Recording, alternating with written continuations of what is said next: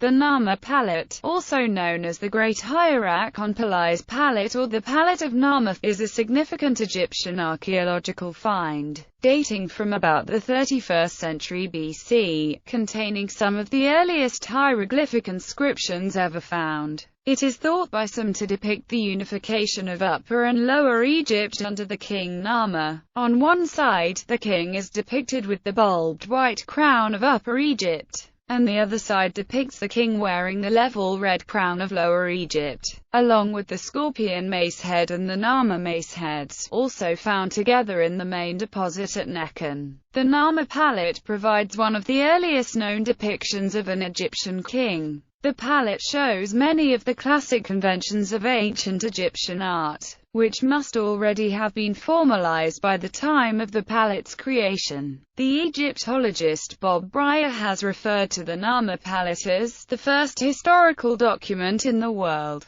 The palette, which has survived 5 millennia in almost perfect condition, was discovered by British archaeologists James E. Quibble and Frederick W. Green, in what they called the main deposit in the Temple of Horus at Nekhen, during the dig season of 1897 to 1898. Also found at this dig were the Narmer mace head and the scorpion mace head. The exact place and circumstances of these finds were not recorded very clearly by Quibble and Green. In fact, Green's report placed the palette in a different layer 1 or 2 yards away from the deposit, which is considered to be more accurate on the basis of the original excavation notes. It has been suggested that these objects were royal donations made to the temple. Nekhen, or Hierarchon Palate, was the ancient capital of Upper Egypt during the pre-dynastic Naqada, the third phase of Egyptian history. Palettes were typically used for grinding cosmetics,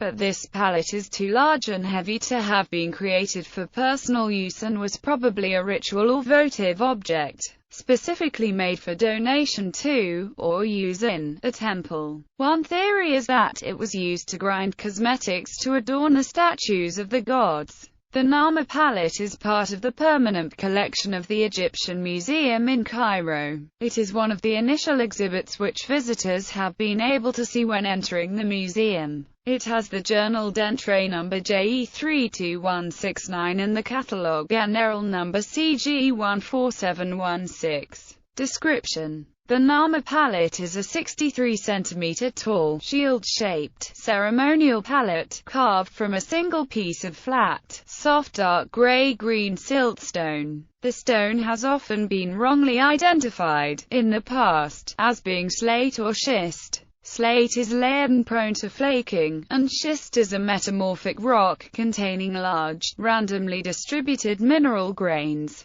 Both are unlike the finely grained, hard, flake-resistant siltstone, whose source is from a well-attested quarry that has been used since pre-dynastic times at Wadi Hammamet. This material was used extensively during the pre-dynastic period for creating such palettes and also was used as a source for Old Kingdom statuary. A statue of the 2nd dynasty pharaoh Kharsekemwe, found in the same complex as the Narmer Palette at Hierarchon Palate, also was made of this material. Both sides of the palette are decorated, carved in raised relief. At the top of both sides of the palette are the central serics bearing the rebus symbols N, R and Mr inside, being the phonetic representation of Narmer's name. The seric on each side are flanked by a pair of bovine heads with highly curved horns, thought to represent the cow goddess Bat. She was the patron deity of the 7th nome of Upper Egypt and was also the deification of the cosmos within Egyptian mythology during the pre-dynastic and Old Kingdom periods of ancient Egyptian history. The palette shows the typical Egyptian convention for important figures in painting and reliefs of showing the striding legs and the head in profile,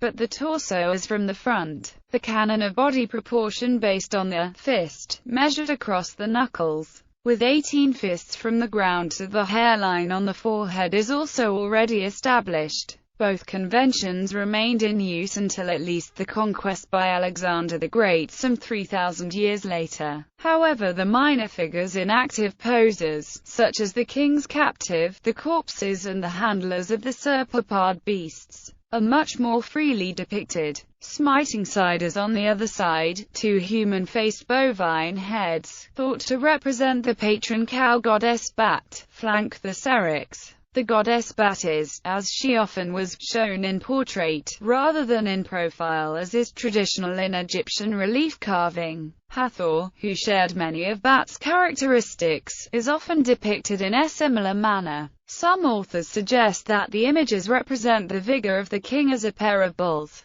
A large picture in the center of the palette depicts Narmer wielding a mace wearing the white crown of Upper Egypt. On the left of the king is a man bearing the king's sandals, once again flanked by a rosette symbol. To the right of the king is a kneeling prisoner, who is about to be struck by the king. A pair of symbols appear next to his head, perhaps indicating his name or indicating the region where he was from. Above the prisoner is a falcon, representing Horus, perched above a set of papyrus flowers, the symbol of Lower Egypt. In his talons, he holds a rope-like object which appears to be attached to the nose of a man's head that also emerges from the papyrus flowers, perhaps indicating that he is drawing life from the head. The papyrus has often been interpreted as referring to the marshes of the Nile Delta region in Lower Egypt, or that the battle happened in a marshy area, or even that each papyrus flower represents the number 1000,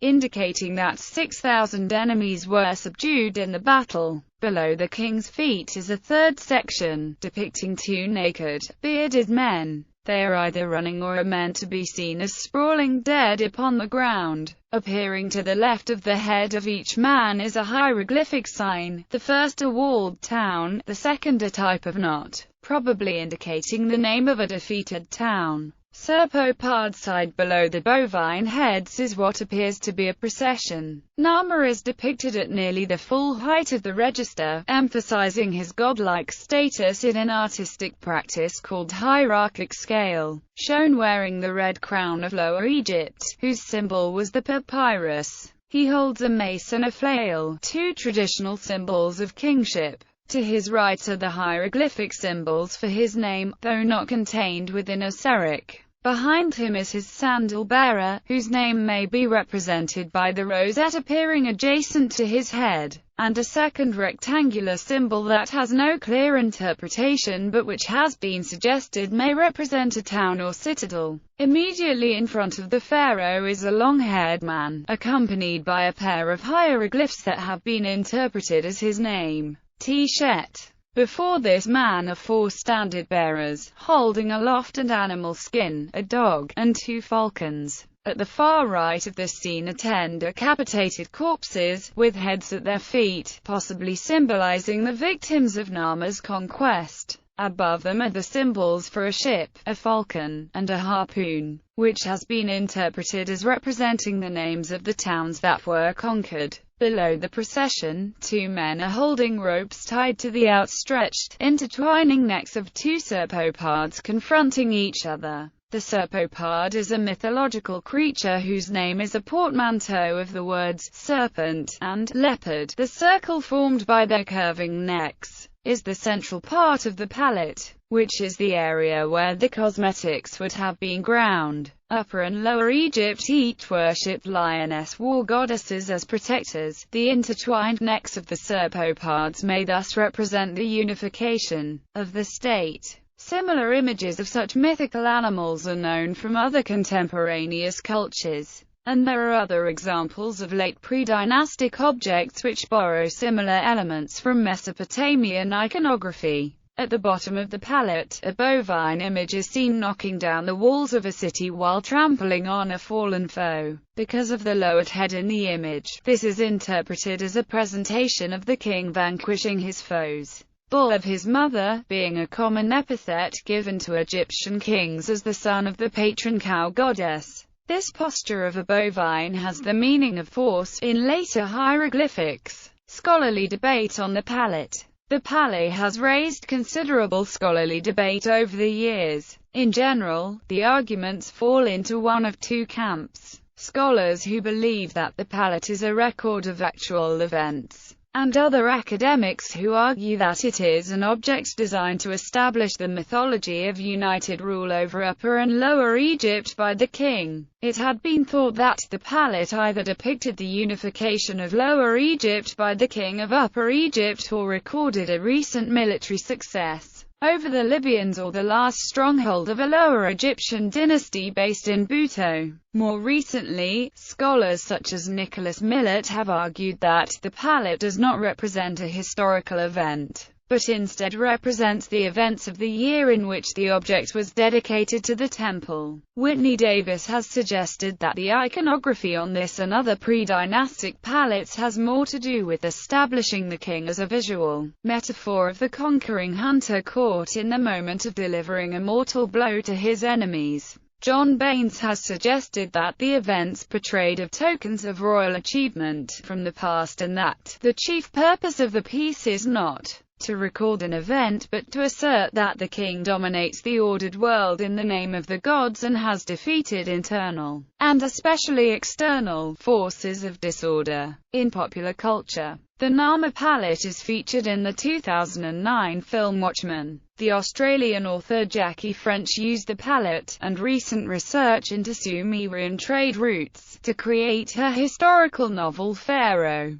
The palette is featured in manga artist Yukinobu Hoshino's short story, The Temple of El Alamein. The palette is also featured in the Kane Chronicles by Rick Riordan, where the actual palette is fetched by a magical Shwabati servant instead of just a picture to Carter's utter horror. Bibliography. Bryett, Bob. The First Nation in History. History of Ancient Egypt. The Teaching Company. 2001. Kinnair, Jacques. What is really known about the Narmer Palette, KMT, A Modern Journal of Ancient Egypt, Spring 2004. Wilkinson, Toby A. H. Early Dynastic Egypt, Routledge, London 1999, ISBN 0-415-18633-1. Grimmel, Nicholas Christoph A. History of Ancient Egypt. Wiley Blackwell, London 1996, ISBN 0-631-19396-0. Kemp, Barry J. Ancient Egypt.